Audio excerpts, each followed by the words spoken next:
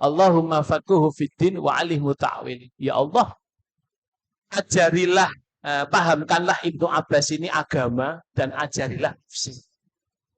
Dan kita harus tahu Ibu, Abdullah bin Abbas ini kalau dibanding dengan Nabi, itu umurnya jauh, tapi beliau itu masih saudara, yaitu sepupu. Karena Abdullah ini anaknya Al-Abbas. Al-Abbas itu adalah pamannya Nabi Muhammad SAW. Dan ketika dia memberikan, ya Bu ya, itu Ibnu Abbas masih dalam kondisi sangat-sangat muda. Maka Nabi menyebut dengan istilah gulam. Gulam itu usia 10 sampai 13 tahun. Sekarang kelas berapa, Bu? SMP ya? SMP ya, Bu ya? Ya. Artinya ini bisa ditiru Ibu-ibu. Jadi kalau kita punya anak seusia SMP, tirulah Nabi ketika menyikapi Ibnu Abbas. Apa itu? Banyakin doa. Jadi jangan sampai sudah anaknya nakal ya dalam tanda kutip, malah orang tuanya nggak pernah doain, malah doain yang jelek-jelek. Anaknya wis nakal, panggilannya setan ya Bu ya. Nah, dia nggak mikir kalau anaknya setan dia apa gitu Bu ya. Bayi demit gitu ya. Kalau anaknya dikatakan monyet, dia apa? Ya, bahasa Jawa ini apa Bu? Wis ngonaike monyet, ketek, sandale melayang sisan. Waduh. Nah, ini tidak benar. Maka doain ya, sebagaimana Nabi Muhammad mendoakan Ibnu Abbas. Maka Ibnu Abbas itu terkenal dengan julukan Imamul Mufassirin, pemimpinnya ahli tafsir. Makanya ibu-ibu kalau buka tafsir itu pasti ulama tidak pernah ketinggalan tampilkan pendapatnya Abdullah bin Abbas. Sampai ada buku khusus. Sampai ada buku khusus ibu-ibu. Apa itu?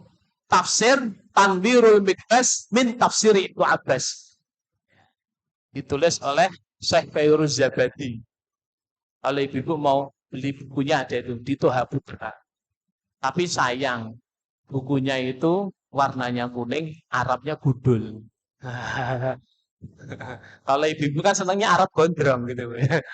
Gondrongnya seberapa Bu? Boro-boro Arab gundul, Arab gondrongnya bingung kok ya. Sampai jilid rak munggah-munggah. Ini bukan nyindir loh, ngepaske gitu.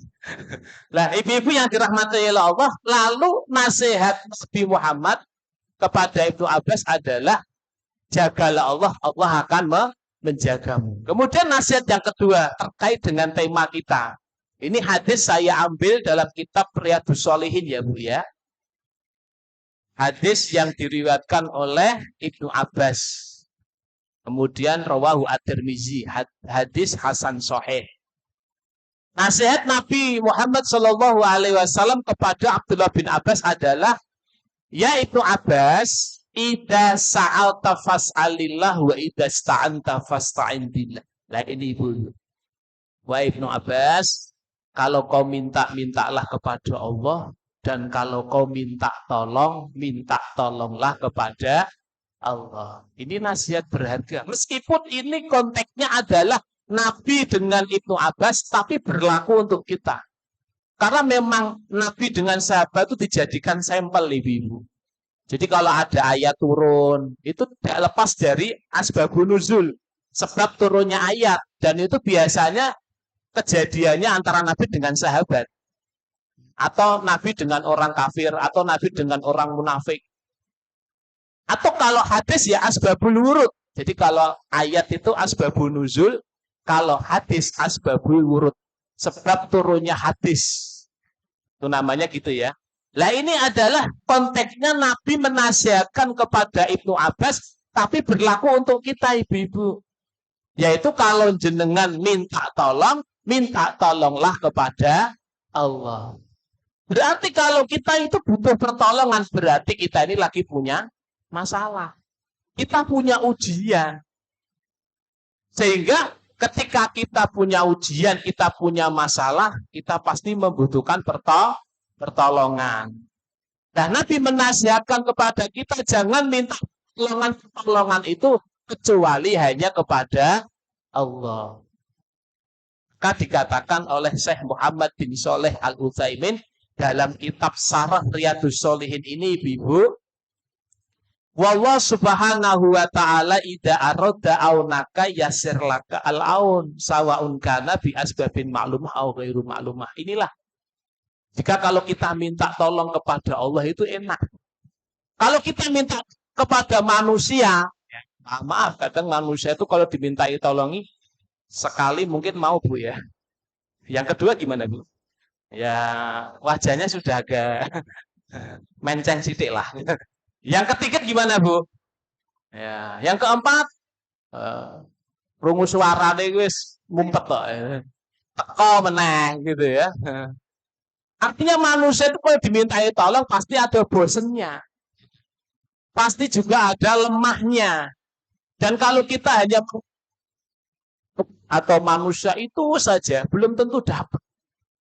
Makanya Syekh Utsaimin mengatakan jika engkau minta tolong kepada Allah, maka Allah akan memberikan pertolongan kepada kalian ya, dengan sebab-sebab secara akal bisa diterima dan sebab-sebab yang tidak bisa diterima secara akal. Jadi Allah itu kalau nolong kita, Ibu, kadang-kadang kita itu nggak ngeh ya, Bu, ya. Kadang-kadang kita ini tidak tidak masuk akal. Kok iso ya? Aku begini, Allah nolong saya begini. Pernah nggak mengalami gitu? Pernah. Ya. Kalau Allah yang menolong kita itu jalannya dari berbagai arah. Kata Allah, wa may yattaqillah yaj'al lahu makhraja wa yarzuqhu min haitsu la yahtasib. Lah, pertanyaannya begini, Ibu. Ketika Nabi memberikan petunjuk pada kita untuk minta tolong kepada Allah, lalu bagaimana Allah Subhanahu wa taala ya, Bu, ya, menolong kita ya dengan pertolongan yang cepat terkait dengan materi kita. Nah, kita akan mentadaburi, Bu, di dalam surat Al-Anbiya. Ayat yang ke-83 sampai ayat yang ke-90. Nah, ini ada petunjuk. Al-Anbiya ayat 83 sampai ayat yang ke-90. Ibu-ibu yang dirahmati oleh Allah, bahwa ketika kita ini minta tolong kepada Allah, pasti kita punya masalah. Kita pasti punya ujian. Tapi perlu diingat, ibu-ibu, seberat-beratnya ujian kita, Bu, sebesar-besarnya ujian kita masih ada yang lebih berat. Dan puncak dari segala musibah, misalnya dari segala ujian itu adalah para. Jadi orang ada yang bisa menyamai ujiannya para nabi. Ini yang ngomong Rasulullah sendiri. Dalam hadisnya Nabi mengatakan, inna min asad nasbalaan al-anbiya. Sesungguhnya manusia yang paling berat ujiannya itu para nabi. Nabi Muhammad tuh, Bu, ya, dalam hadis itu dikatakan beliau itu kalau sakit ya, Bu, ya, itu sakitnya 2 kali lipat dari umatnya. Misalnya kita pusing ya, Bu, ya. Kita pusing yang kita rasakan itu. Kalau Nabi itu 2 kali lipat. Bayangkan ini. Nabi makanya kalau beliau lagi sakarat itu berat sekali. Sampai Ibunda Aisyah itu disuruh untuk menyiapkan bejana yang ada airnya. Saking beratnya. Tapi Allah mengatakan setelah ini engkau tidak akan sakit selama-lamanya. Kemudian setelah Nabi pengikutnya. Kemudian pengikutnya. Kemudian pengikutnya. Nah, di sini saya akan menerangkan tentang ujian para nabi yang luar biasa. Kemudian nabi itu minta tolong. Lalu Allah mengabulkan pertolongan para nabi itu. Apa yang mereka lakukan? Kok Allah mempercepat pertolongannya? Nah, ini yang menjadi ilmu bagi kita. Pertama, Allah Subhanahu wa taala menampilkan ayat di dalam surat Al-Anbiya ayat yang ke-83 ini, Bu, yaitu yang pertama Allah mengabarkan pada kita ujian yang Allah berikan kepada Nabi Ayub. Nah, Nabi Ayub. Saya bacakan. A'udzu billahi minasyaitonir rajim. Wa ayyuba idnata rabbahu anni massaniyadurru wa anta arhamur rahimin. Fastajabna lahu fakashafna ma bihi min dur wa atayna wa ahlahu wa mislahum ma'ahum rahmatan min indina wa dzikra lil 'abidin. Nah ini nggih, yang pertama yang diuji oleh Allah Nabi Ayub. Dan kisah Ayub ketika dia berdoa, ya Rabb, aku telah ditimpa penyakit, padahal Engkau adalah Rabb yang maha penyayang dari semua yang penyayang. Ibu-ibu yang dirahmati oleh Allah, Nabi Ayub itu adalah Nabi yang kaya atau miskin?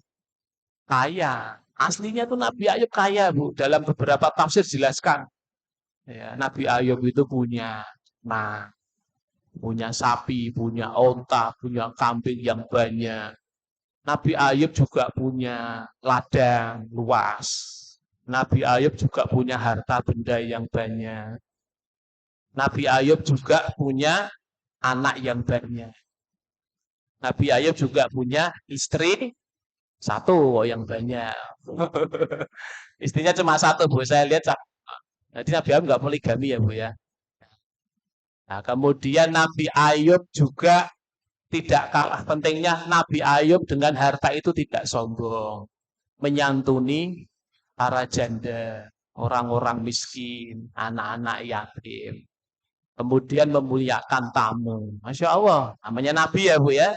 Luar biasa. La qadarullah, Allah uji dengan satu penyakit. Yang penyakit ini sangat berat dialami oleh Nabi Ayub. Anni masaniyadur. Aku telah ditimpa penyakit. Dalam tafsir dijelaskan penyakitnya apa, Bu? Penyakit kulit. Penyakit kulit yang kalau bahasa Arab itu judam. Penyakit kulit yang menular, yang menghabisin kulitnya sampai tinggal tulangnya itu tertutup ya, hanya untuk menutup tulangnya saja. Dan itu beliau luar biasa, hartanya habis untuk berobat. Sudah gitu di-share oleh masyarakatnya. Sudah gitu anaknya nggak mau ikut. Sudah gitu istrinya ikut. Ya. Ketika ikut, rak sabar. Ya, gitu loh.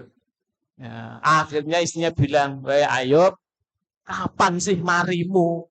Aku wis apa Bu kesel." Emangnya ngumbai. Aku ki kapan ya marimu? Lalu Nabi Ayub mengatakan, "Wahai istriku, aku sakit ini ya sudah sekitar 7 tahun, 7 bulan, 7 hari. Jangan ditambahi 7 jam, 7 menit, 7 detik. Tapi yang sahih pendapatnya di global wae 8 tahun. Sekarang umur saya 70 tahun. Kalau saya itu kalau untuk mengimbangkan antara nikmat sehat dan nikmat sakit, 70 tahun bagi 2, 35. 35 kurangi 8, berapa, Bu? Wis pokoke kuwi ya. Malah ngaji kon mikir ya. Artinya 8 tahun sampai menginjak tahun 35. 35 tahun biar seimbang antara nikmat sehat dengan nikmat sakit. Sekarang saya baru 8 tahun, belum sampai 35 tahun. Bojone bengok, Bu. 35 tahun kon kerawak kue. Apa kata dunia gitu ya, Bu? Sabar tinggal. Luar biasa ini ujiannya, Bu. Ya.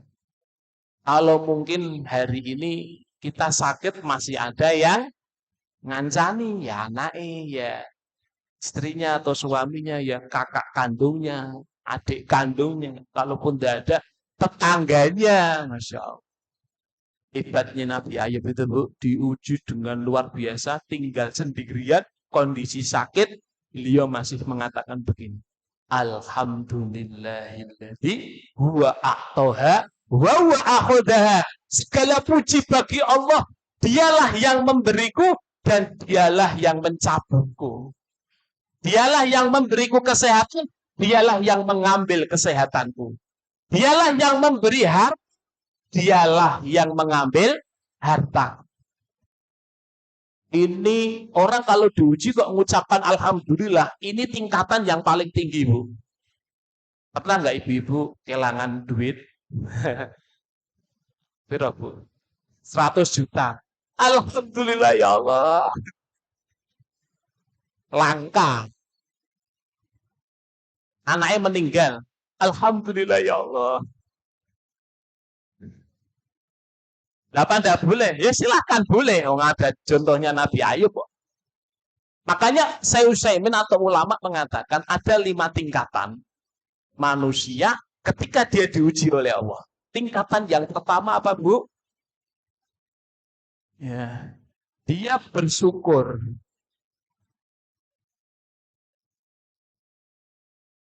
Ini tingkatan yang tinggi nih ya, diuji oleh Allah.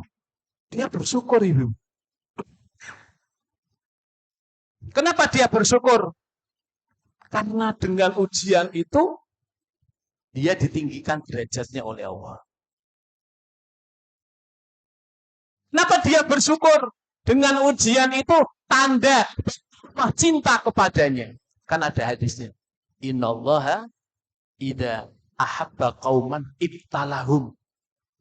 Allah itu kalau mencintai suatu kaum, biasanya kaum itu diuji. Kenapa dia itu bersyukur? Karena dia ujian yang Allah berikan kepada dirinya masih ada yang lebih berat dari dirinya. Makanya ibu-ibu, kalau urusan, nah ini ya, kalau urusan akhirat, lihatlah yang ke atas. Kalau urusan dunia, lihatlah yang ke bawah. Dalam konteks agama ya, bukan kalau untuk motivasi bisnis monggo. Nanti nilai apa kalau sudah dapatkan untuk akhirat. Biar kita tidak menjadi orang yang bingung dan lain. Ini nasihatnya sahabat Abu Bakar As-Siddiq. Kalau engkau lihat urusan dunia, lihatlah ke bawah. Kalau engkau lihat urusan akhirat, lihatlah ke atas. Alhamdulillah ya Allah, saya masih punya rumah. Rumah saya itu RSSSSSSS. Apa itu RS? Rumah sangat sederhana sekali sehingga selonjor saja sulit sekali. Meskipun nggak ngontrak. Alhamdulillah saya syukuri ya Allah. Masih banyak saudara-saudara kita yang mereka itu nggak punya rumah. Atau mereka kontrak. Yang kalau akhir bulan sudah kelihatan. Apa Bu? Kepalanya yo sapi. Nah ini tandanya akhir bulan. Ya Allah. Alhamdulillah saya bisa kontrak. Masih banyak orang nggak punya uang untuk kontrak. Sehingga mereka tidurnya di pinggiran-pinggiran toko. Atau di bawah kolong jembatan. Jadi dengan kita merenung seperti itu kita banyak bersyukur. Nah hari ini bisa kita tengok saudara kita di Palestina, Bu. Lebih ngeri lagi ya Bu ya ujiannya ya. Luar biasa. Kita nangis Bu. Kalau kita tarik ke hari ini pada kehidupan kita, wah kita ini banyak dan banyak bersyukur. Mereka diboikot juga, bantuan sulit masuk, ya rumah hancur. Ya. Saya lihat pejuang Palestina itu, jenengan tahu Bu makannya apa? Makannya kurma 2 butir di dalam terowongan itu. Ya Allah, kita tiap hari makannya berapa kali Bu? 3 kali, itu pun yang wajib. Yang sunnah apa Bu? Bakso, mie kopio, sebenarnya siomay, batagor. Yes. Nah, karena orang Jawa itu kalau belum makan nasi belum dikatakan makan. Padahal di masa Imam Ahmad bin Hambal itu makan 2 kali loh Bu. Di masa Imam Ahmad bin Hambal. Sekarang 3 kali. Tidak tahu nanti bisa diteliti. Kenapa kok sampai 3 kali itu. Nah, ini ya Bu ya. Alhamdulillah saya punya mobil. Meskipun mobilnya itu mereknya Pajero. Panas jobo jero. Disyukuri. Masih banyak yang nggak punya mobil. Alhamdulillah saya punya kendaraan. Mereknya GL Pro, genjot langsung botol. Nah, gitu. Dincat gitu tugel loh anaknya. Masih bersyukur. Masih banyak yang nggak punya mobil, nggak punya motor, jalan kaki. Alhamdulillah saya bisa jalan kaki. Masih banyak orang yang kalau keluar itu pakai kursi roda. Alhamdulillah saya bisa pakai kursi roda. Masih banyak orang yang nggak bisa keluar pakai kursi roda alias di atas kasur terus. Alhamdulillah saya masih bisa di atas kasur, masih hidup. Banyak orang yang sudah wafat. Ini Bu, sehingga muncul rasa syukur. Ada lagi kata sahabat Abu Bakar, kalau lihat urusan akhirat lihatlah ke atas, jangan lihat ke bawah. Jangan diwale urusan dunia lihatnya ke atas, urusan akhirat lihatnya ke bawah. Urusan dunia lihatnya ke atas sehingga nggak mampu dipaksa-paksain ya karena gengsi akhirnya ya Allah utang sana sini akhirnya rekoso diri. Urusan akhirat lihatnya ke bawah ya Allah. Dia bilang begini, alhamdulillah saya sholat sehari 2 kali. Itu teman saya kantor malah babar sholat. Ini salah kabeh sebenarnya gitu ya. Alhamdulillah saya puasa Ramadan 5 hari. Masih banyak. Tangga-tanggaku rak poso. Ya kowe salah tanggamu ya salah. Nyari pembenaran. Nah gitu. Karena hukumnya wajib. Kalau lihat akhirat ke atas, ya Allah saya kok masih saya kok hanya sholat 5 waktu tok ya. Teman saya kok bisa rawatib, saya tak rawatib Pak. Teman saya rawatib dan 5 waktu dan juga bisa rutin baca Quran. Saya juga ikut baca Quran. Terus qiyamul juga. Jadi fastabiqul khair. Nah ini Bu ya. Jadi Nabi Ayub itu terkenal dengan Nabi yang luar biasa. Kemudian yang kedua, orang diuji oleh Allah itu Bu, tingkatan yang kedua adalah ridho.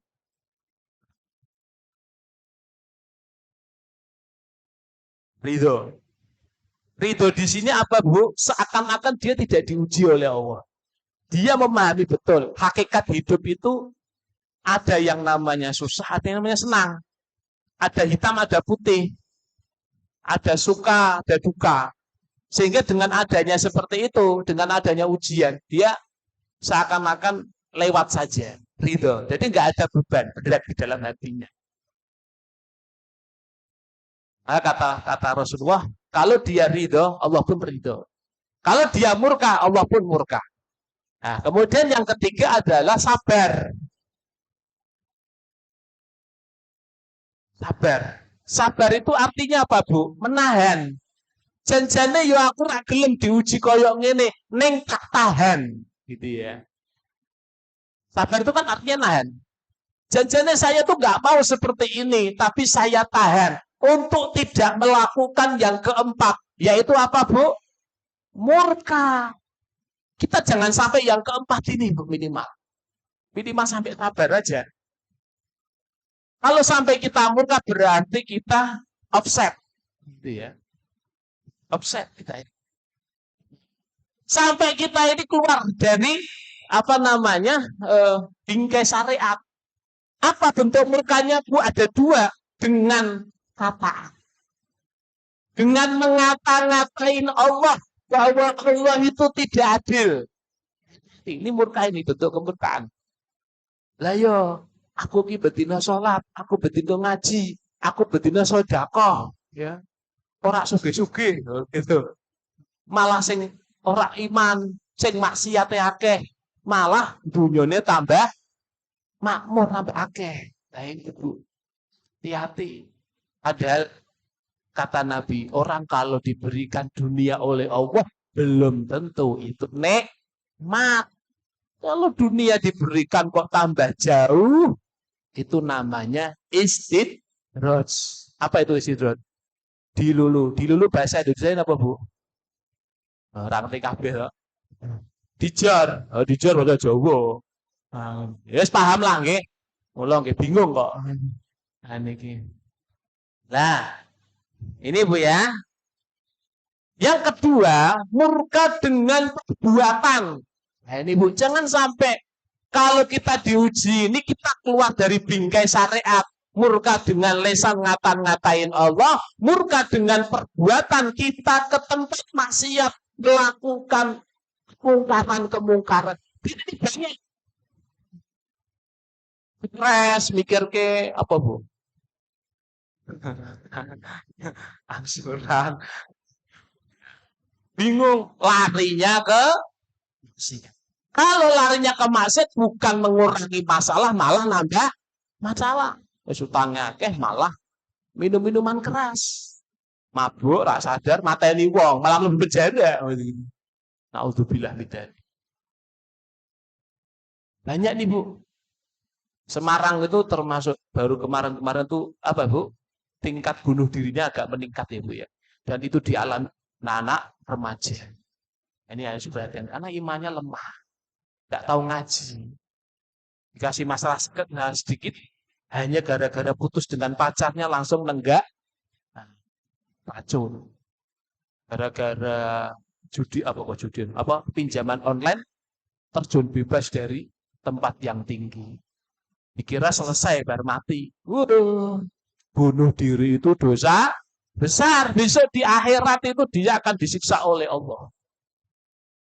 Dengan dia bunuh diri di dunia. Kalau dia naik terjun bebas dari tempat yang tinggi. Ya, dia akan disiksa terus seperti itu oleh Allah. Makanya Bu, kita butuh bekal di dunia ini untuk antisipasi ujian yaitu dengan iman dan ilmu ya Bu ya. Alhamdulillah Ibu ngaji. Mudah-mudahan ini menjadikan kita lebih dekat kepada Allah, pandai di dalam menyikapi sebuah ujian. Nah, ibu-ibu yang dirahmati oleh Allah, kita lanjut tadi. Akhirnya Nabi Ayub berdoa. Nah ini Anni masani yadur wa anta arhamur rahimin. Ya Allah, saya itu sakit. Intinya ya berikanlah kami kesembuhan ya Allah. Allah jawab, فاستجبنا له فكشفنا ما به من ضر وآتيناه وأهله ومثلهم معهم رحمة من عندنا وذكرى للعابدين. Kami kabulkan doanya Ayub, lalu kami lenyapkan penyakit yang ada padanya dan kami kembalikan kepada keluarganya dan kami lipat gandakan jumlah mereka sebagai suatu rahmat dari kami dan untuk menjadi peringatan bagi semua yang menyembah kami. Artinya dengan kisah Nabi Ayub ini sebagai contoh. Kalau kita diuji, jangan putus asa. Nih tiru. Tetap minta kepada Allah. Kemudian selanjutnya ayat yang ke-85. Wa Ismaila wa Idrisa wa Dalkif kullum minas sabirin wa adkhalnahum fi rahmatina innahum minas solihin. Lalu ingatlah kisah Ismail, kisah Idris dan Zulkifli. Mereka semua termasuk orang-orang yang sabar. Dan kami masukkan mereka ke dalam rahmat kami. Sungguh mereka termasuk orang-orang yang soleh. Apa Bu ujiannya Nabi Ismail Bu? Satu, beliau ditinggal ayahnya tempat yang gersang. Luar biasa ini. Masih bayi abang ditinggal. Ada ayatnya itu. Biwadin ghairi dzar'in inda baitikal. Kan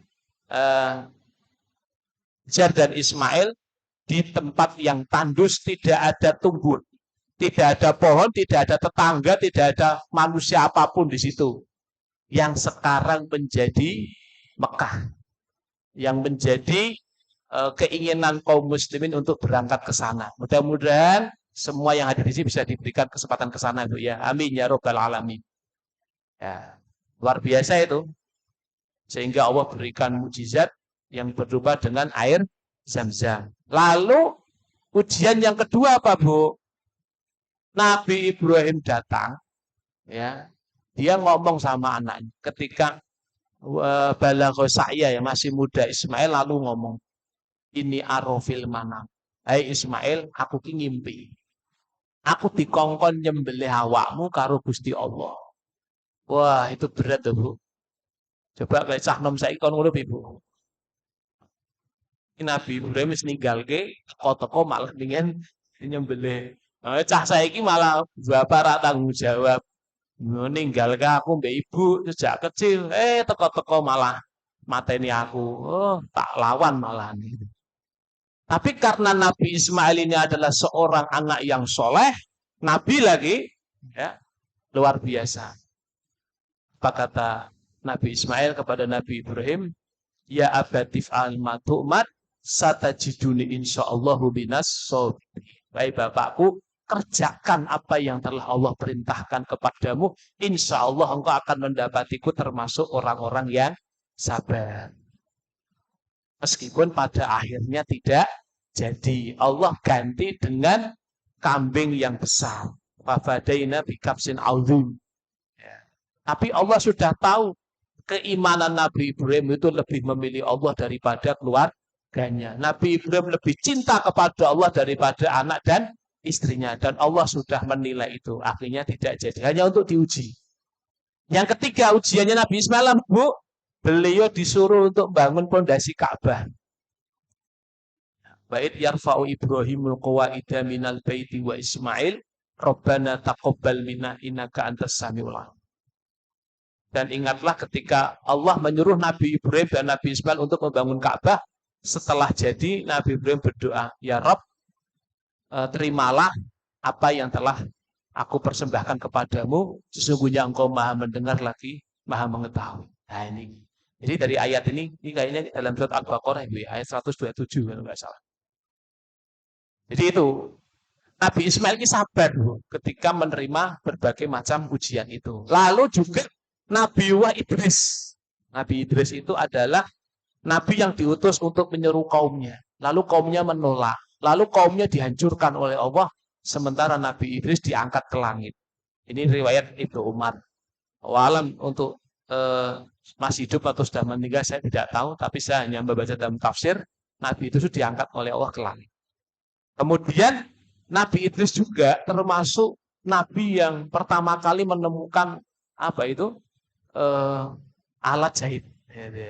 Beliau itu tukang jahit, kemudian beliau pakai karena dulu makainya kulit yang dikeringkan. Kemudian juga Nabi Idris itu termasuk penemu senjata. Nah, jadi yang pertama kali membuat senjata itu ya alam senjatanya kayak apa kita tidak pernah tahu. Kemudian Nabi Dzulkifli. Nabi Dzulkifli itu nama lainnya adalah Nabi Ilyas. Nabi Dzulkifli itu nama lainnya adalah Nabi Ilyas. Beliau ini luar biasa kesabarannya, Bu. Beliau sholat semalam suntuk. Ya, sehari bisa 100 rakaat. Puasa tanpa buka, hanya sahur doang, namanya puasa wisol. Zaman dulu masih dibolehkan. Kemudian memutus perkara di tengah-tengah manusia yang konflik, sementara beliau tidak marah. Ini keutamaan Nabi Dzulkifli. Ustadz Afan, Ustadz ini urgent. Ada 3 motor yang menghalangi rumah tetangga. Jadi saya minta tolong untuk motor Scoopy putih H2104 Kipi. Kemudian ada motor Vario merah H5787 EP. Kemudian H2966 GF. Monggo. Ya. Mohon Ibu bisa untuk dipindahkan segera. Karena barusan ditelepon lewat HP. Beliaunya sangat terganggu, jadi minta tolong untuk segera dipindahkan.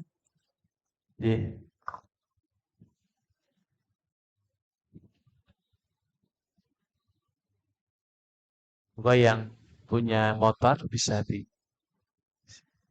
digeser. Cukup ya? Lanjut, betul? Nah, iklan sebentar nih.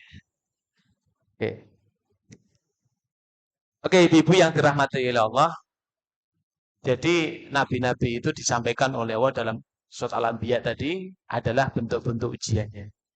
Kemudian selanjutnya adalah Nabi Yunus atau Nabi Dunun. Nabi Dunun itu nama lainnya Nabi Yunus.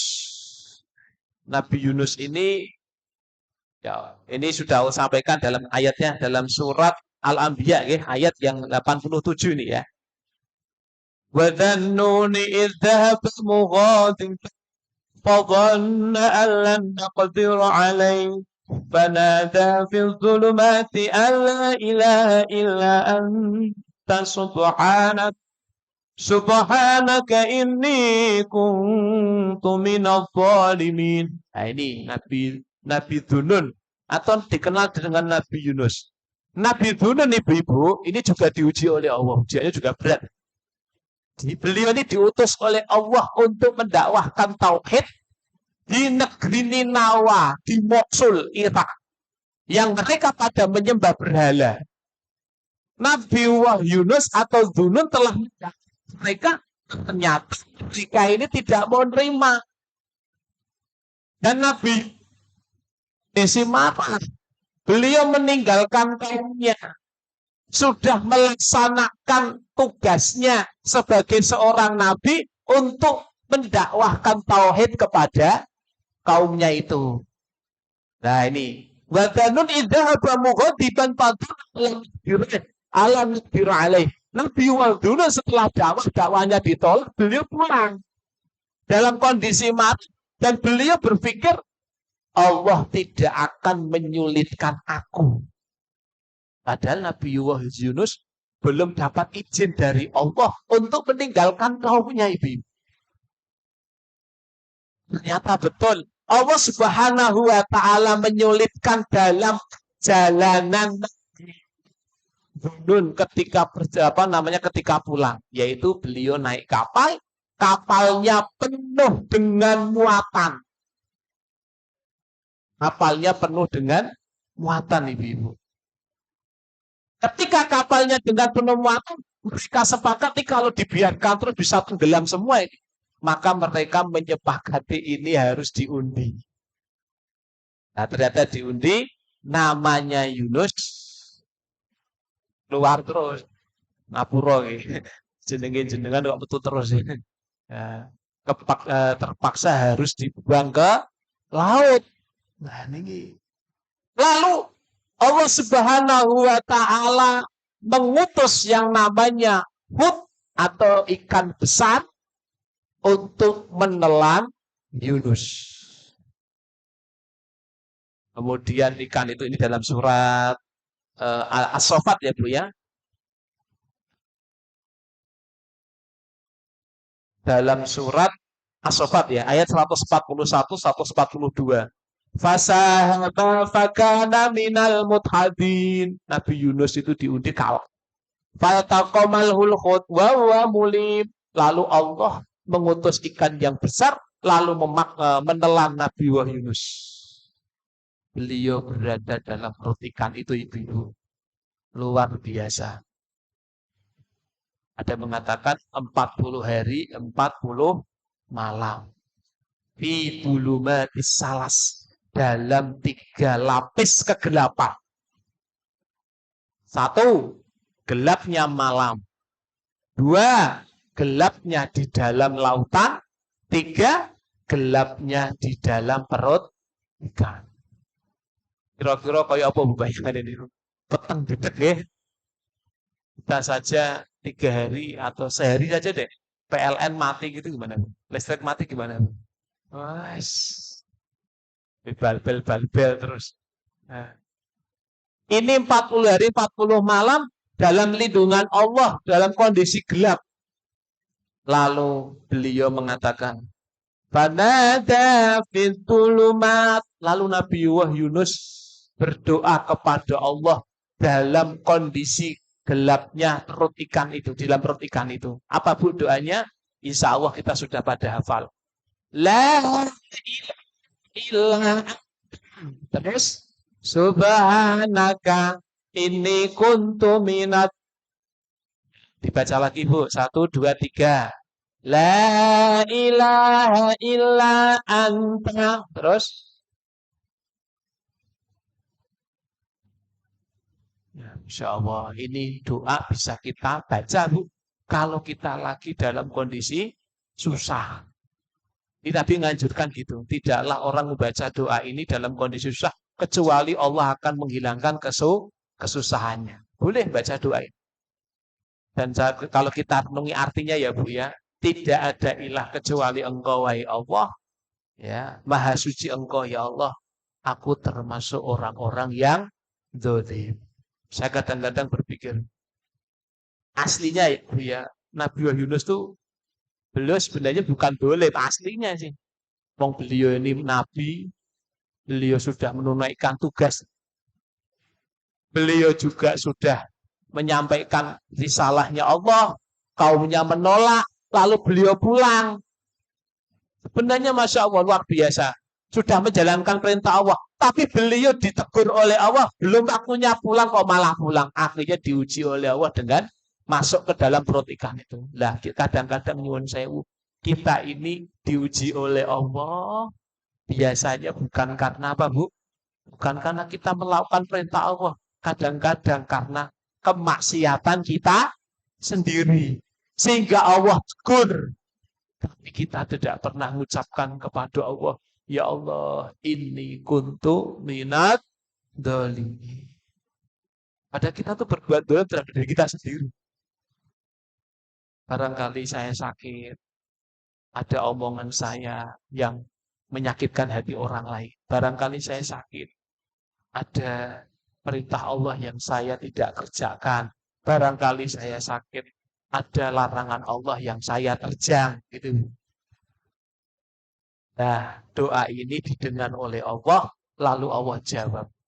Fastajabna lahu wa najjaynahu minal gham wa kadzalika nunjil mu'minin.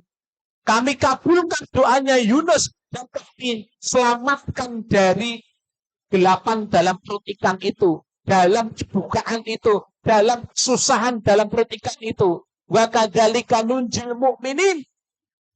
Begitulah kami selamatkan orang-orang beriman. Masya Allah.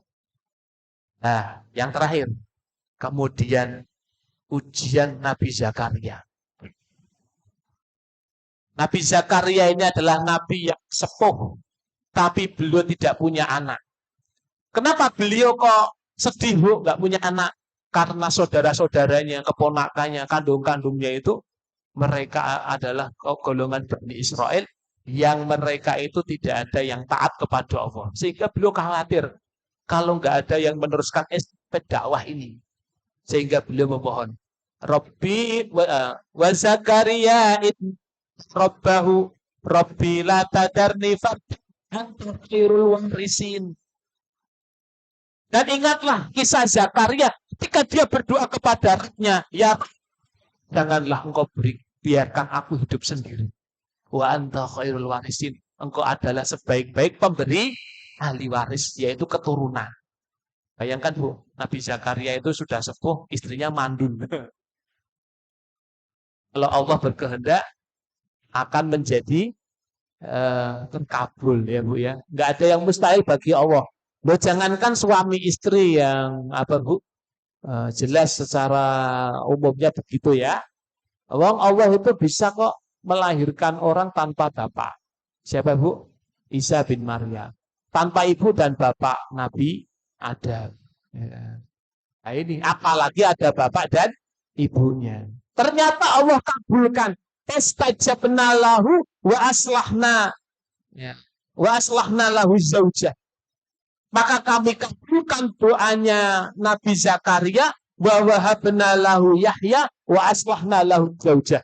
Kami berikan kepada Nabi Zakaria seorang anak, langsung dinamai oleh Allah yang bernama Nabi Yahya. Kami hamilkan istrinya. Ibu-ibu yang dirahmati oleh Allah, dari kisah Nabi tadi Bu, yang paling menarik apa Bu?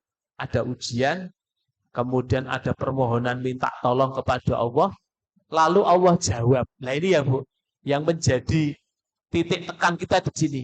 Ketika Nabiullah Ayub mengatakan anni masaniyat wa amrohdin, Allah jawab pastajabna lahu wa kasafna ma bihi min dur. Ketika Nabiullah Yunus mengatakan, ya Allah, la ilaha illa anta subhanaka inni kuntu minadh dhalimin, Allah kabulkan pastajabna lahu wa najainahu minal gham. Ketika Nabi Zakaria mengatakan Rabbi la tadarni farda wa anta khairul warisin, Allah jawab Fastajabna lahu wa wahabna lahu wa kami kabulkan doanya Nabi Ayub, kami kabulkan doanya Nabi Yunus, kami kabulkan doanya Nabi Zakaria. Pertanyaannya, apa rahasianya? Apa rahasianya? Kenapa para nabi ini minta tolong kepada Allah, lalu Allah berikan pertolongannya cepat didapatkan. Nah, ayatnya di sini, Bu. Yang ke-90 itu jawabannya. Ada 3 hal yang dilakukan oleh para nabi ketika mereka diuji, lalu mereka minta tolong kepada Allah karena mereka melakukan 3 hal. Ayat yang ke-90. Innahum kanu yusari'una fil khairati wa yad'unana raghaban wa rahaba wa kanu lana khashi'in. Ada 3 hal yang dilakukan oleh para nabi ketika mereka itu minta tolong kepada Allah. Yang pertama,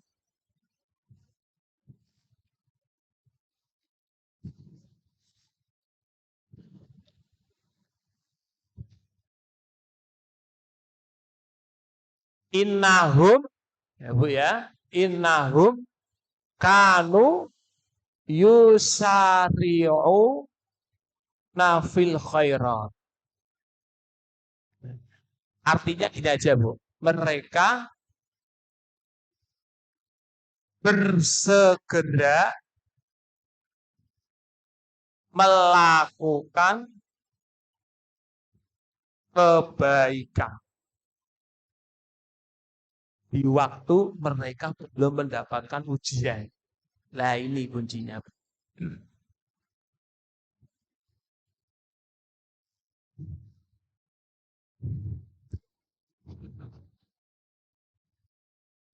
Ini kuncinya. Kenapa para nabi itu diuji oleh Allah, lalu mereka minta tolong kepada Allah, lalu Allah jawab dan Allah berikan pertolongan. Karena mereka sewaktu dalam kondisi tidak diuji oleh Allah, sewaktu dalam kondisi luang, sewaktu dalam kondisi sehat, sewaktu dalam kondisi tidak punya banyak masalah, mereka senantiasa bersegera di dalam kebaikan. Ini Bu kuncinya. Nah, para ulama mengatakan kebaikan apa yang harus kita lakukan sewaktu kita lagi longgar. Sebagai ketika kita dalam kondisi Bu? Sulit, kita bisa dikenal oleh Allah. Nah, ini. Karena itu ada hadis panjang ya Bu ya. Pernah dengar nggak? 3 orang yang masuk dalam gua yang tertutup batu. Itu hadisnya panjang tuh, riwayat dari Bukhari, dari Abdullah bin Umar. Jadi ada 3 musafir masuk ke goanya tertutup oleh batu sampai dia nggak bisa keluar. Wah, itu mentok itu, Bu.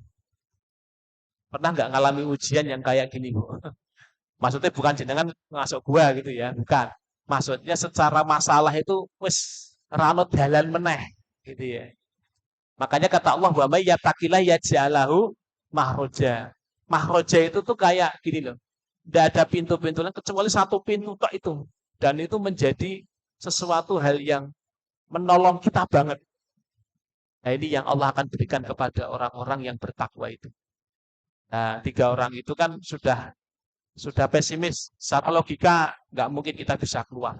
Pasti kita mati. Tapi mereka masih punya Allah. Mereka berwasilah dengan amal. 1 orang mengatakan begini, ya Allah, saya dulu waktu hidup punya orang tua.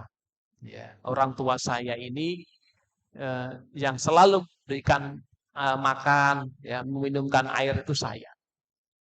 Bahkan saya itu sebelum rumah saya ke keluarga saya ke orang tua saya dulu. Saya pastikan orang tua saya kenyang dulu sebelum keluarga saya. Pada waktu itu orang tua saya ketika saya ke rumahnya dia lagi tidur. Saya tungguin sampai beliau bangun, kemudian saya berikan minum kepadanya. Ya Allah, kalau amalku ini menjadi amal soleh dan engkau terima, ya, maka bukakanlah pintu gua ini ya Allah. Maka batu itu bergeser. Tapi belum bisa keluar. Masih buka sedikit. Kemudian orang yang kedua mengatakan begini, ya Allah, saya dulu punya punya saudara, anak paman saya itu cantik. Saya ingin menzinainya. Kemudian dia menolaknya. Suatu ketika datang musim paceklik, dia datang kepadaku untuk meminta 120 dinar. Ya. Lalu saya berikan 120 dinar dengan syarat dia mau menyerahkan dirinya kepada saya. Kemudian dia bersedia. Ketika saya mau melakukan, dia mengatakan, ittaqilah, takutlah kepada Allah. Maka saya mengurungkan niat saya membiarkan dia pergi bersama dengan uang saya. 120 dinar, Bu. 1 dinar berapa, Bu? 3-4 jutaan. Itu luar biasa ya. Ya Allah, kalau kebaikan saya ini engkau terima, ya Allah, bukakanlah pintu gua ini, ya Allah. Akhirnya bergeser. Tapi belum sempurna. Baru yang ketiga ini, ya Allah, dulu saya punya karyawan yang mana ketika saya mau memberikan upah kepadanya, dia meninggalkan saya, ya Allah. Lalu upahnya saya kelola, saya investkan, kemudian menjadi ternak yang banyak, sehingga bisa membeli ladang yang luas. Ketika dia datang, dia menagih upahnya, lalu saya berikan upahnya bahwa itu adalah upah. Dia senang sekali dan tidak percaya, ya Allah. Dan kalau ini menjadi amal soleh saya, maka bukakanlah pintu gua, ya Allah. Akhirnya dibuka semua oleh Allah. Memang itu mustahil, tapi bagi Allah tidak mustahil. Kalau kita minta tolong kepada Allah Subhanahu wa Ta'ala. Namun ada trik-triknya, Bu. Yaitu ini, bersegera di dalam kebaikan. Nah, apa makna kebaikan, Bu? Ini penting yang kita tahu. Bersegera dalam kebaikan itu apa saja? 1, bersegera dalam thalabul ilmi.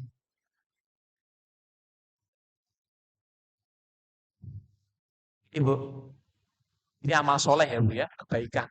Jadi kalau kita sehat, Ibu-ibu, mari kita gunakan waktu kita untuk banyak belajar agama. Tidak hanya mendengarkan ceramah, tapi juga belajar tadi BPQ atau pokoknya yang memberikan peningkatan pada akhirat kita. Karena sekali lagi, Ibu, kita ini dikasih oleh Allah mata, pendengaran, dan hati, supaya digunakan untuk memahami petunjuk. Itu utamanya, Bu. Silakan Ibu buka dalam surat dalam surat An-Nahl ayat 78. Wallahu akhrajakum min butuni ummahatikum la ta'lamuna syai'a. Allah mengeluarkan kalian dari perut ibu kalian dalam kondisi gak ngerti apa-apa.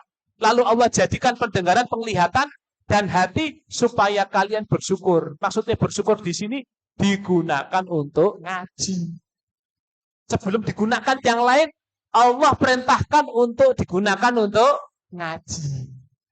Sementara kalau sehat matanya, sehat telinganya, sehat hatinya, sehat akalnya, kok tidak digunakan untuk ngaji, memahami ayat-ayat Allah, ancamannya juga ngeri, Bu. Apa itu? Neraka jahanam. Surat Al-A'raf ayat 179. Ya. 3 wasilah ya, Bu, ya. 3 wasilah untuk menuntut ilmu, ya. An-Nahl ayat berapa? 78. Kemudian ancaman tidak menggunakan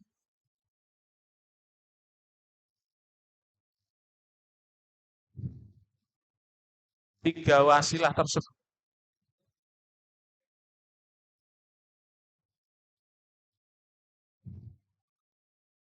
Surat Al-A'raf ayat 179. Ancamannya itu, Bu, bahaya sekali. Walaqad dara'na li jahannama katsiran minal jinni wal insi lahum qulubun la yafqahuna biha wa lahum a'yunun la yubsiruna biha wa lahum adhanun la yasma'una biha ulaika ambalhum adall ulaika humul ghafilun. Sungguh kami akan penuhi neraka jahanam banyakkan jin dan manusia. Siapa, Bu, yang dimasukin oleh Allah Dari golongan manusia dan jin ke dalam neraka jahanam, Bu, ada 3.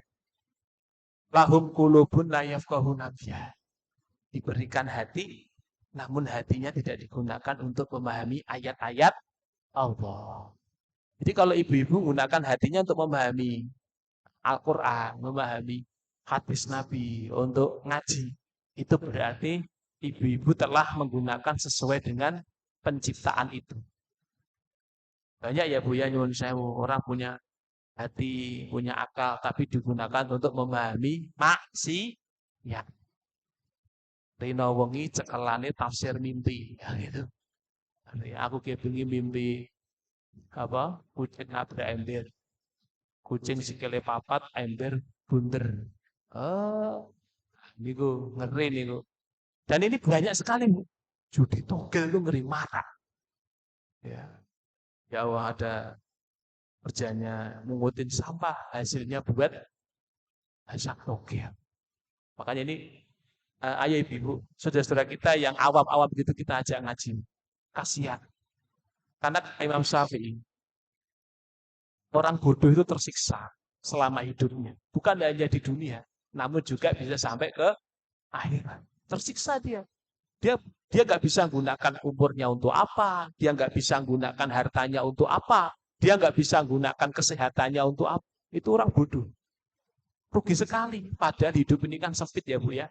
Umur kita aja sudah diwanti-wanti oleh Nabi antara 60 sampai 70. Yang kedua, Bu, orang yang punya mata, namun matanya tidak digunakan untuk melihat tanda-tanda kekuasaan Allah, tadabbur ayat-ayat Allah. Malah matanya digunakan untuk banyak nonton hal-hal yang haram, hal-hal yang tidak ada manfaatnya. Ya kalau ibu-ibu ini ya yang masih senang sinetron ya kurang-kurangilah Bu ya. Saya nggak nyuruh ninggalkan tapi kurang-kurangi. Aneman-aneman ya Bu ya, umurnya sempit ya. Kadang-kadang lho sinetron ini sampai yati. Ya. Artisnya nangis melu, nangis ya Allah, lakonku kalah. Tapi pengajian turu. Nah, ini astagfirullah. Yen ngaji ngantuk. Nah, gitu setan tuh pinter, Bu. Nah, makanya dan ibu-ibu jangan khawatir. Orang nutut ilmu itu jaminannya surga. Meskipun berat. Ya Bu ya. Wong ada hadisnya kok. Nabi mengatakan barang siapa yang berjalan dalam rangka untuk menuntut ilmu, maka kelak akan dimudahkan jalannya menuju ke surga. Berarti kalau kita ingin jalannya mudah, lancar, ya, mau ke surga, ya caranya ini. Makanya setan itu nggak senang Bu kita nuntut ilmu. Pasti akan digembos-gembosi oleh setan. Alah rasa ngaji rawes. Kan ini mendung. Mendingnya nggak kopi, nggak gedang goreng, turu. Ini sebelum berangkat atau kalau TV-nya api atau alah paling yang ngono. Hati-hati setan itu. Kemudian yang kedua, sudah sampai pengajian pun masih digoda oleh setan. Apa Bu? Nah, setan mentaburkan tepung ke mata kita. Jadi Ustadz J, Assalamualaikum, Mr. Tir. Jadi Ustadz ngomong itu kalau diceritani, wah tambah. Lah kok toh Ustadz ngomong wassalamualaikum warahmatullahi wabarakatuh. Langsung, wis berto. Ya Allah. Sama dede ya Bu ya. Aneh. Ini cuma anu ya, bukan nyindir ya, tapi ngepaske aja. Nah, ini ibu-ibu, jadi nuntut ilmu itu nggak gampang. Imam Syafi'i saja rela ya dari satu negara ke negara yang lain Bu. Imam Syafi'i kan lahirnya di Gaza, nuntut ilmu ke Mekah, nuntut ilmu ke Irak, bahkan meninggal di Mesir. Nah, kita nggak usah nuntut ilmu ke luar negeri, cukup di sisi gue ya rata tato teko. Kita nuntut ilmu nggak dari luar negeri, dimanapun bisa ada kan majelis ilmu banyak. Dan ini. Oke ibu-ibu, kemudian yang kedua, macam-macam bersegera dalam kebaikan ya Bu ya. Yang kedua adalah bersegera dalam amal soleh. Jadi kalau enggak Bu, Bersegera dalam amal soleh ketika longgar. Hati-hati Bu, amal soleh ini kan banyak dianjurkan oleh Allah, tapi banyak orang yang menyia-nyiakan.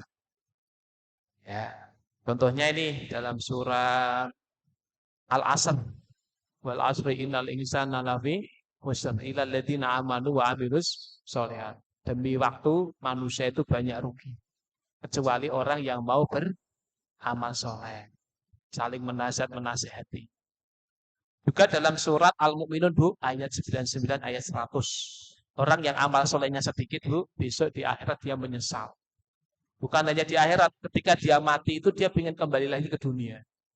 Hatta idza jaa ahadahumul maut qala rabbirji'un la'alli a'malu sholihan fima taraktu. Al-Mu'minun ayat 99 ayat 100. Ketika datang kepadanya kematian tiba-tiba, lalu dia mengatakan begini, ya Rob, kembalikan aku ke dunia lagi ya. Untuk apa? Untuk beramal soleh yang dulu aku belum sempat kerjakan. Nyesel saya ya Allah, ada pengajian saya enggak datang. Ada waktu sholat saya enggak menuju ke masjid. Ada waktu luang aku enggak ngaji. Ada sehat aku enggak gunakan untuk beramal soleh yang banyak. Ternyata kematian tiba-tiba mendatangiku, entah karena kecelakaan, entah karena penyakit jantung. Karena kematian mengintai siapa saja, orang yang tenang-tenang saja termasuk sebuah kebodohan. Hati-hati nih. Makanya diingatkan, ayo bersegera dalam amal soleh. Yang ketiga, yang dimaksud kebaikan di sini adalah bersegera dalam dakwah.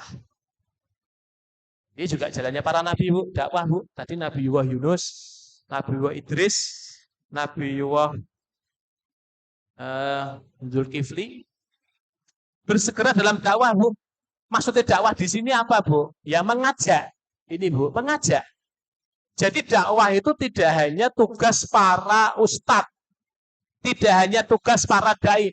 Semua kita bertanggung jawab atas keislaman saudara-saudara kita. Kata sahabat Umar bin Khattab, fi ayyi ardin tato anta mas'ulun an islamiha. Di mana atau di bumi mana kamu tinggal, Anda bertanggung jawab atas keislaman saudara-saudara kita. Maka Bu, kita tidak dituntut untuk semuanya menjadi ustazah, enggak. Semua punya porsi masing-masing. Kalau dia punya ilmu agama, dia belajar, ya dia berdakwah dengan ilmunya. Kalau dia punya waktu, punya tenaga, dia menjadi IO-nya. Perannya beda, masing-masing ada. Kalau dia punya harta, dia berdakwah dengan hartanya. Kalau dia mampu menyediakan tempat, dia berdakwah dengan tempatnya. Kalau dia menyiapkan peralatan, dia mampu, dia menyediakan itu. Atau dia menyediakan konsumsi dalam rangka untuk insya Allah ini semua akan bernilai amal soleh. Dan ibu-ibu perlu tahu apa pahalanya. Kalau ada orang kok berhasil kita dakwai, dulunya nggak baik menjadi baik, dulunya nggak sholat menjadi sholat, dulunya tidak mengenal agama, sekarang menjadi mengenal agama, kata Nabi, wallahi la ahdiyaka bika rajulan khairun laka min khumurin na'am. Demi Allah, satu orang yang kau dakwai sehingga dia berubah menjadi baik, itu lebih baik daripada onta merah. Onta merah itu apa Bu? Kendaraan yang paling mahal waktu itu. Nanti ibu-ibu sampai rumah browsing, mobil yang termahal di Eropa itu harganya berapa? Itu masih kalah dengan pahalanya orang yang mengajak orang lain untuk kebaikan. Kalau perlu tuh informasi pengajian di KIS itu tidak hanya mandek di telinga kita aja Bu. Bisa di-share kemana. Kita nggak tahu, kayak kita itu bikin status, nanti ada yang nyantol, ada yang japri. Ngaji di mana sih ya gitu ya? Nanti diajak. Masya Allah ini ada pahalanya Bu. Jadi kita nggak usah berkecil hati. Ya, kita nggak punya, mungkin kita nggak bisa nyampaikan, tapi kita hanya sekedar mengajak, nggak apa-apa. Ini termasuk bersegera dalam kebaikan. Kemudian, yang keempat, bersegera dalam jihad atau berjuang.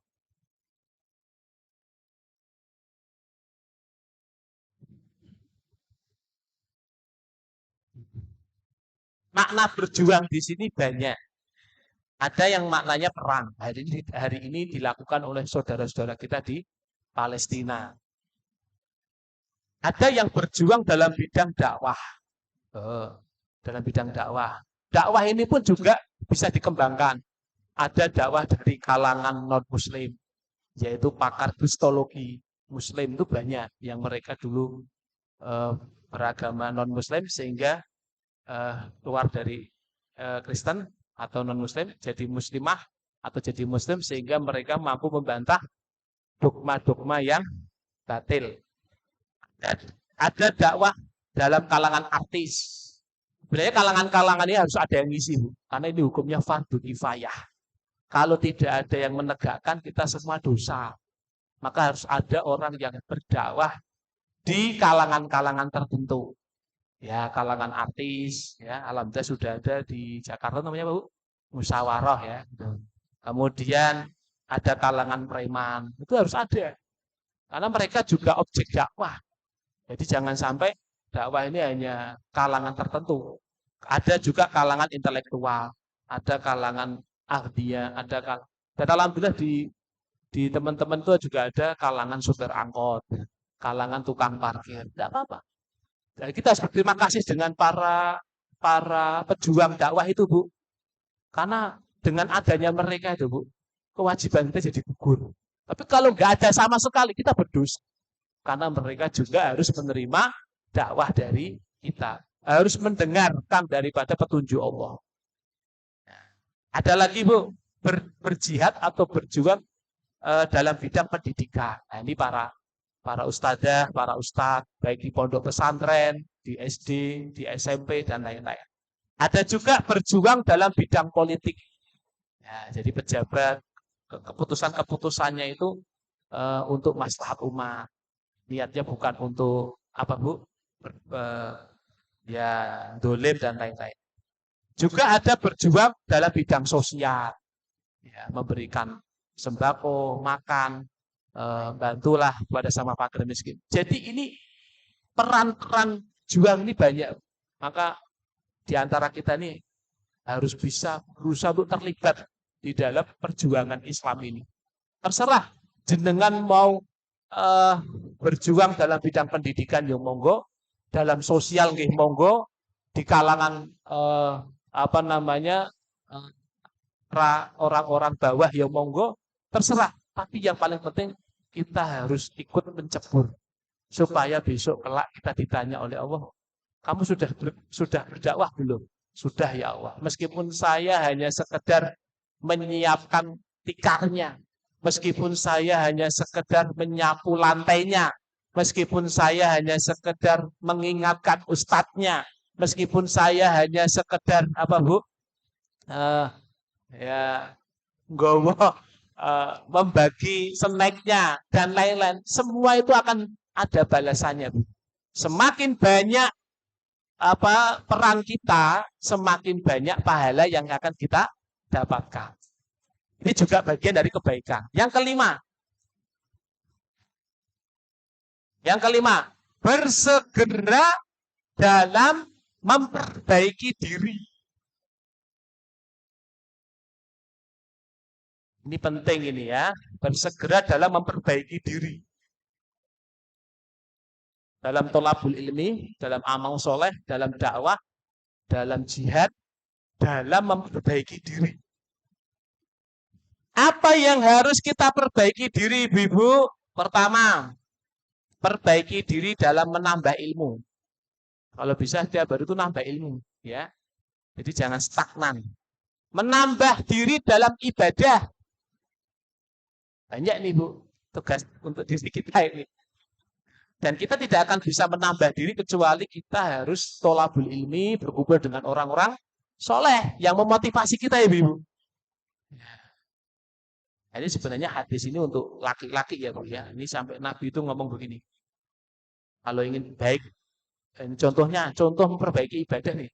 Man sholat lilai arba'ina yoman di jamaatin, barang siapa yang sholat 40 hari, sholat jamaah, ini laki-laki ya Bu ya. Dan dia mendapati takbiratul ihram bersama imam. Takbiratul ihram yang pertama. Selama 40 hari berjamaah karena Allah, maka Allah akan bebaskan dari 2 hal, kata Nabi. Pertama apa Bu? Baro'atu minan nifaq wa baro'atu minan nar. Dibebaskan dari sifat kemunafikan dan dibebaskan dari neraka. Nah, ini Ibu ya. Kita muhasabah, kira-kira ini yang belum apalah. Tahajudnya lah, apa puasa sunnahnya, baca Qur'annya. Yang tahu diri kita kekurangan ini. Harus bersegera Ibu, jangan ditunda-tunda. Yang ke selanjutnya memperbaiki dalam hal apa namanya sodakoh. Jadi tidak harus nunggu kaya, minimal ya pada subuh itu di mana malaikat turun mencatat sodakoh kita itu ya, akan didoakan oleh malaikat diganti yang lebih baik, insya Allah. Ini ada kenceleng, si rakitan ya 1.000 2.000 tidak masalah. Yang penting kita bersodakoh. Meningkatkan baca Al-Quran. Nah, ini Ibu. Nah, termasuk ibu-ibu belajar BBQ itu termasuk bagian dari peningkatan diri, memperbaiki diri. Ya syukur-syukur ibu-ibu kalau sudah bisa baca lancar hafalan. Nah, ini. Jadi hafalannya tidak hanya 3 kul tok Ibu. 3 kul apa aja Bu itu? Kul wallahu ahad, kul a'udzu birabbin falaq, kul a'udzu birabbin nas. Mosok sholat kok muterin yang kene. Ya enggak apa-apa sih, cuma itu ya ditingkatkan lah ya. Tambah siji, kul ya ayyuhal kafirun, kuwi pun bulet ya Bu ya. Bulet. Kul ya ayyuhal kafirun la a'budu ma ta'budun wa la antum abiduna ma abud wa la ana abidu ma abatum wa la antum abiduna ma abud wa la ana abidu ma abatum. Jadi iso mlebu ra iso metu. Ana kok imam yo ngono kuwi ya.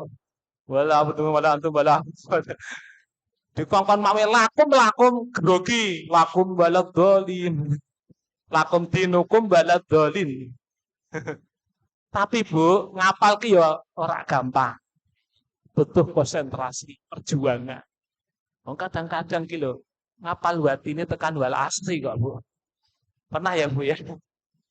Watini wa zaituni wa turi sinina wa dal baladil amin laqad khalaqnal insana fi ahsani taqwim summa radadna asfala safilina illa ila alladziina aamanu wa 'amilus sholihati wa tawassaw bil haqqi wa tawassaw bis sabr.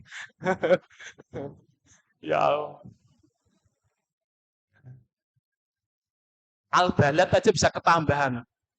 Ya, walladzina kafaru bi ayatina ulaika ashabul apa? Saya lupa itu. Alaihim na'rum usoda lah itu ditambahi kok bi amadin mumaddada. Ya Allah. Jadi terus ditingkatkan. Kemudian juga sunnah, qiyamul lail, saum sunnah dan lain-lain. Terus yang terakhir bersegera di dalam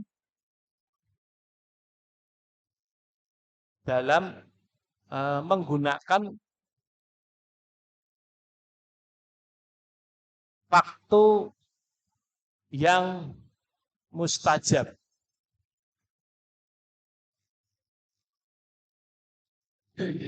Ya, menggunakan atau memanfaatkan waktu yang mustajab.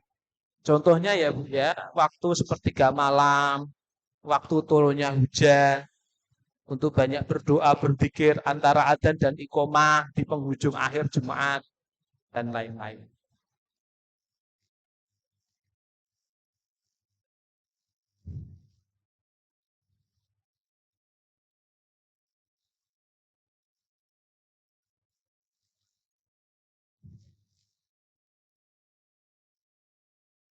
Terus yang kedua Bu, yang kedua ini ya, masih urutannya ini. Dalam ayatnya itu gimana? Wa yad'una narghaba wa rohaba. wa yad'u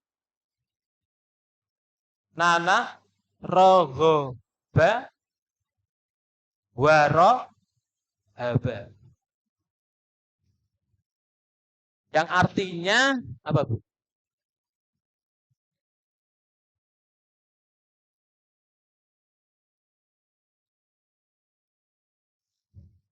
Yang artinya adalah berdoa kepada Allah dengan penuh harap dan cemas. Penuh harap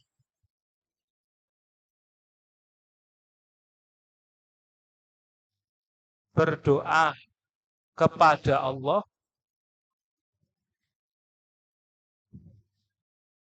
dengan penuh harap, dah udah jadi.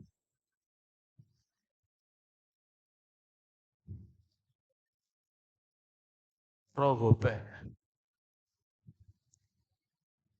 Jadi setelah kita itu apa, Bu, melakukan kebaikan ketika belum ada problem, belum ada ujian. Nah, setelah kita diuji oleh Allah, kemudian kita berdoa, Bu. Doanya tidak sekedar doa yang lalai, tapi ada hati ini penuh berharap kepada Allah, tenanan. Jadi jangan sampai doanya ghafil. Ghafil itu antara lisan dengan hati itu tidak bareng gitu ya. Lesannya bilang Allahumma inna nas'aluka rizqan wasi'an, tapi pikirannya, hatinya tidak ke situ gitu. Jadi beda ya, Bu ya, orang kalau minta tenanan tuh rasanya gimana lah. Dengan orang yang minta hanya sekedar lalu gitu ya. Dan yang dimaksud adalah mintanya dengan sepenuh hati. Yang terakhir, wa kanu lana khosyiin. Wa kanu lana khosyiin.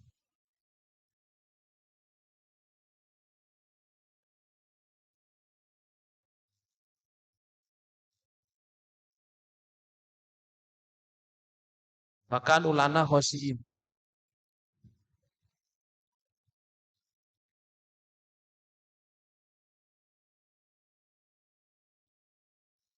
Yaitu mereka khusyuk kepada kami.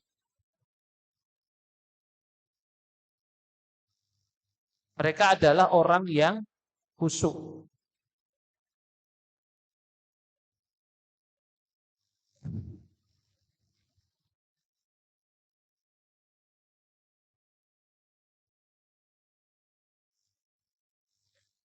Maksudnya khusyuk gimana, Bu? Maksudnya khusyuk kalau dia beribadah itu tunduk, patuh. Tidak ada dalam hatinya kesombongan. Jadi kalau melakukan ibadah, sesuatu perintah, jadi para nabi itu tenanan. Ya, khusyuk, tunduk, patuh, tidak ada kesombongan dalam hatinya, merasa fakir, merasa hina di hadapan Allah. Insya Allah dengan resep ini, Ibu, pertolongan Allah akan segera didapatkan. Jadi mustahil dan agak aneh kalau ada orang minta tolong kepada Allah sementara dia tidak mendekat kepada Allah. Ayatnya ada, Bu, dalam surat Al-Fatihah. Iyyaka na'budu wa iyyaka nasta'in. Ibadah sik ke Gusti Allah gelem nulung gitu ya. Kan ditolong oleh Allah. Ibaratnya gini, orang yang berdoa kepada Allah ketika dia kenal Allah, Allah pun kan kenal sama dia. Maka Allah akan memprioritaskan orang yang berdoa kepada Allah karena dia mengenal Allah di waktu dalam kondisi longgar. Karena ada hadisnya itu, ta'aruf ilallah firrohoh ya'rifka fisnidah. Kata Rasulullah, kenali Allah.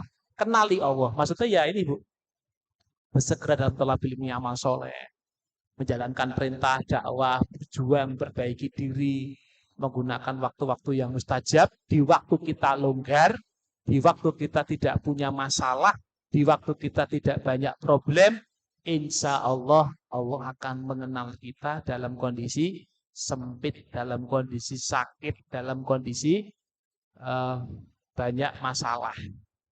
Meskipun itu, Ibu, kalau seandainya pun toh Allah belum menolong kita, ya ini yang penting. Bahkan sakit tidak kunjung sembuh, ya sudah ikhtiar ini. Bahkan berdoa juga sudah, Tetapi kok qadarullah dia diwafatkan oleh Allah, bukan berarti itu tidak ditolong. Justru itu adalah kemenangan. Kenapa? Karena keistiqomah dia minta tolong kepada Allah ini loh, sampai dia mati, itu menunjukkan kesempurnaan iman.